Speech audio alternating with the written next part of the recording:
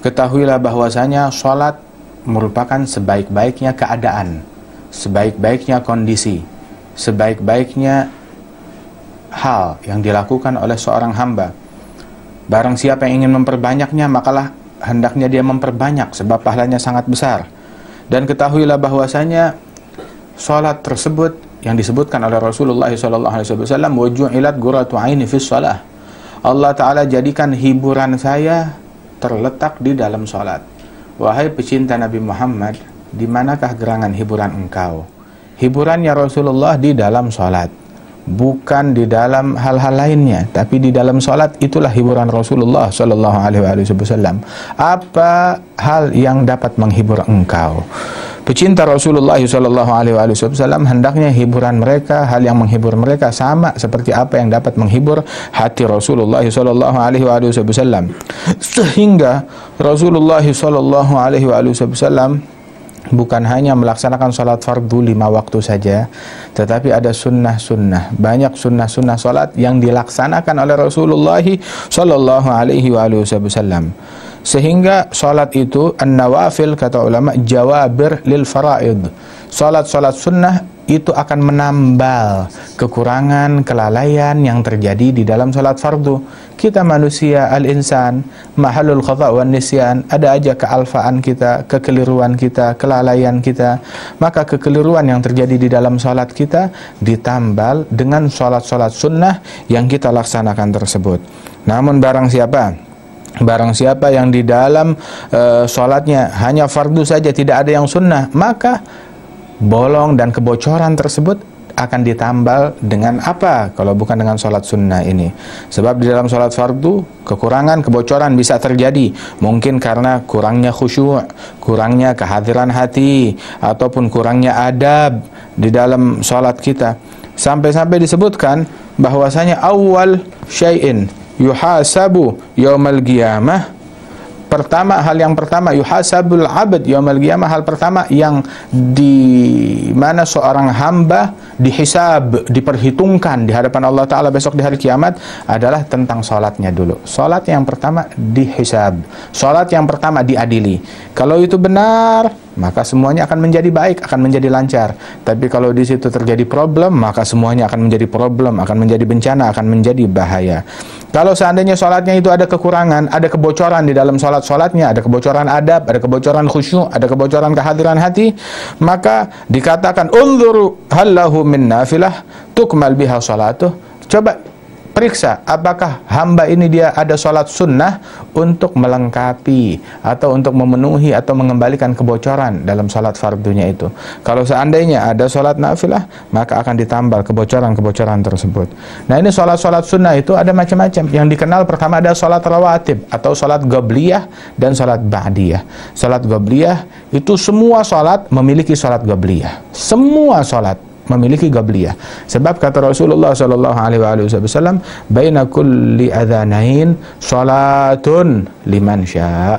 Antara azan dan iqamah, antara azan dan qamat itu ada salat sunnah.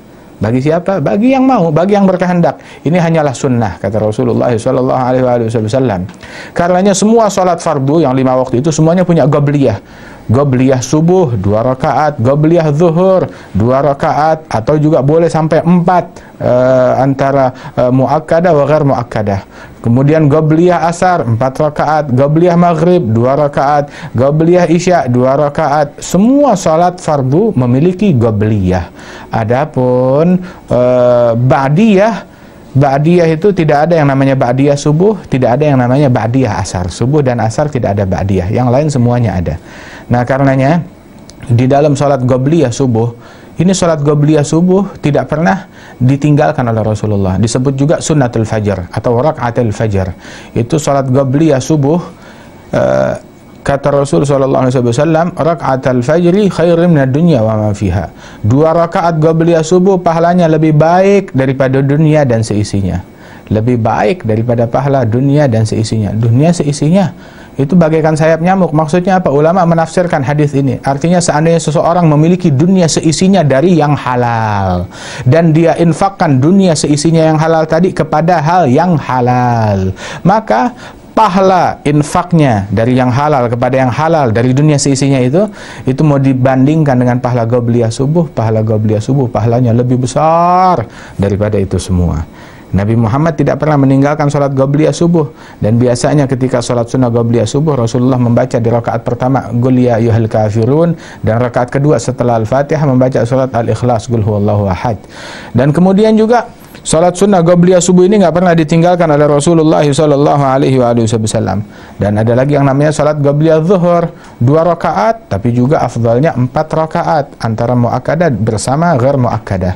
Itu disebutkan bahwasanya barang siapa yang melazimkan sholat 4 rakaat sebelum zuhur dan sholat 4 rakaat sunnah setelah zuhur, Allah Ta'ala haramkan kulitnya untuk tersentuh oleh api neraka. Nabi Muhammad pernah ditanya tentang sholat qabliyah zuhur. Ketika masuk waktu zuhur, Nabi sholat qabliyah. Ditanya tentang hal itu, maka Rasulullah menjawab bahwasanya innaha sa'ah tuftahu fiha abwabus sama' fa ahbabtu an yurfa'ali fiha amalun salih. Ini adalah saat di mana Allah Ta'ala bukakan pintu langit bagi hambanya. Ini saatnya dibukakan pintu langit. Maka saya ingin di awal waktu zuhur, saat dibukakan pintu langit, ada amal soleh dari saya yang diangkat ke haribaan Allah Subhanahu wa Ta'ala. Ini sholat qabliyah dan ba'diyah zuhur. Ada lagi yang namanya qabliyah asar. Wahai saudara-saudara sekalian, kita tidak berjumpa dengan Nabi Muhammad, kita tidak bertemu dengan Nabi Muhammad sallallahu alaihi wasallam, tapi kira-kira doa Nabi Muhammad manjur atau tidak? Udah pasti doa Nabi Muhammad manjur. Kalau kita walaupun tidak berjumpa dengan Rasulullah, tapi kita ingin kebagian doanya Rasulullah, laksanakanlah sholat qabliyah asar, sehingga kita kebagian doanya Nabi Muhammad. Apa doanya Nabi Muhammad? Nabi bersabda dalam doanya, rahimallahu ra'an shalla arba'an qabla al-'asr. Ya Allah, berikan rahmatmu kepada seseorang yang sholat 4 rakaat sebelum asar. Dia sholat qabliyah asar 4 rakaat, didoakan oleh Rasulullah agar orang itu mendapatkan rahmat dari Allah Subhanahu wa Ta'ala. Nanti pun sore nanti kita bisa mendapatkan doanya Rasulullah, besok pun kita bisa mendapatkan doanya Rasulullah, manakala kita melaksanakan sholat qabliyah asar yang 4 rakaat tersebut. Kemudian juga Rasulullah sallallahu alaihi wasallam melaksanakan qabliyah maghrib dan ba'diyah maghrib, dan ketika salat ba'diyah maghrib sekalian juga Rasulullah melaksanakan salat awabin. Rasul sallallahu alaihi wasallam bersabda di dalam hadis bahwasanya 6 rakaat bainal maghrib wal isya adalna, man shalla 6 rakaat bainal maghrib wal isya la yatakhalal bainahunna bikalamin adalna ibadah 12 sanah. Barang siapa yang salat 6 rakaat antara maghrib dan isya, dia sholat 6 rakaat, boleh 2, boleh 2, 4, bisa diniatkan ba'diyah. Barang siapa yang sholat antara maghrib dan isya sebanyak 6 rakaat, yang penting tidak diselingi dengan pembicaraan duniawi, maka dia mendapatkan pahala seperti pahala ibadat selama 12 tahun, kata Rasulullah SAW. Kemudian lagi ada yang namanya sholat qabliyah isya. Rasulullah menyebutkan di dalam hadis bahwasanya man shalla raka'atain qabla al-isya bata wallahu anhu radin. Barang siapa yang sholat 2 rakaat sebelum isya, maka dia tidur bermalam pada malam hari itu, sedangkan Allah dalam keadaan ridha terhadapnya. Qabliyah isya ini disebut salat ridha, sunnatul ridha, sebab yang melaksanakannya mendapatkan keridhaan dari Allah Subhanahu wa Ta'ala. Dan salat ba'diyah isya itu pun juga pahalanya besar. Bahkan itu setelah isya itu ada salat 4 rakaat, boleh diniatkan witir, di mana ketika dia melaksanakan hal tersebut boleh dia niatkan witir atau nafil mutlak. Setelah salat isya dia salat 4 rakaat, kata Rasulullah, 4 rakaat ba'dal isya kamitslihinna fi lailatul qadar. 4 rakaat setelah salat isya pahalanya itu seperti 4 rakaat di malam Lailatul Qadar. Lailatul Qadri khairun min alfi syahr. Malam Lailatul Qadri bagaikan lebih baik daripada 1000 bulan. 1 bulan 30 hari, 1000 bulan 30.000 hari. 1 rakaat di malam Lailatul Qadar bagaikan 30.000 rakaat di malam-malam lainnya. Kalau 4 rakaat sama dengan 120.000 rakaat. Hanya dengan 4 rakaat yang kurang dari 5 menit tersebut kita bisa mendapatkan pahala yang besar dari Allah Subhanahu wa Ta'ala. Ini tentang salat qabliyah dan salat ba'diyah. Di antara salat sunnah yang tidak pernah ditinggalkan oleh Rasulullah sallallahu alaihi wasallam adalah salat witir. Salat witir kata Rasulullah, "Innallaha witrun yuhibbul witra." Allah taala Maha Esa dan Allah taala menyukai salat witir apabila dikerjakan oleh hambanya. Fa'utiru ya ahlal Qur'an, kata Nabi Muhammad, wahai para ahlinya Al-Qur'an, wahai para umat yang menerima Al-Qur'an, laksanakanlah salat witir tersebut. Dan ketahuilah bahwasanya Rasulullah juga bersabda di dalam hadis, al-witru haqqun faman lam yutir falaysa minna. Salat witir adalah hak, adalah benar. Barang siapa yang tidak melaksanakan salat witir maka bukan bagian dari kami. Salat witir adalah sebuah keharusan, kata ulama. Barang siapa yang tidak melaksanakan salat witir bukan bagian dari kami. Dalam mazhab Syafi'i salat witir sunnah yang sangat dianjurkan. Yang meninggalkan witir hukumnya makruh. Namun ada ulama dari madhab yang lain yang menyatakan sholat witir hukumnya wajib. Barang siapa terbit fajar sedangkan dia belum sholat witir maka dia berdosa.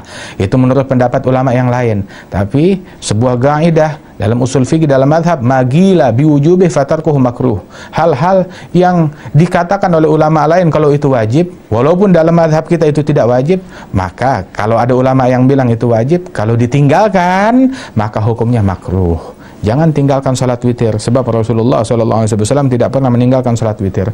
Salat witir minimal 1 rakaat, tapi mau sedikit namun sempurna. Sedikit namun sempurna. Adna kamal, minimal sempurna adalah 3 rakaat.